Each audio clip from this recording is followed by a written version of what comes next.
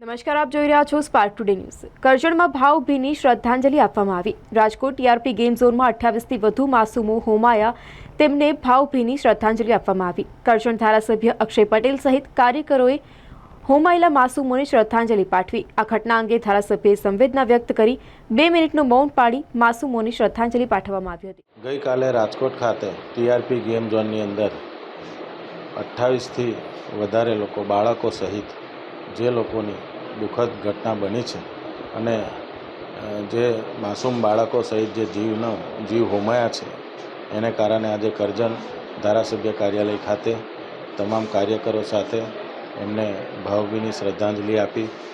એમને પરિવારજનોને પ્રભુ સહન કરવાની શક્તિ આપે અને જે લોકો જીવ ગુમાવ્યા છે એમની આત્માને પ્રભુ શાંતિ આપે, એ માટે આજે શ્રદ્ધાંજલિ ભાગરૂપે આજે સેવાલય ધારાસભ્યના કાર્યાલય ખાતે આજે આ પ્રોગ્રામ રાખવામાં આવ્યો છે અને આજે દુઃખદ ઘટના જે બની છે એને સખ્ત શબ્દોમાં અમે વખોડીએ છીએ।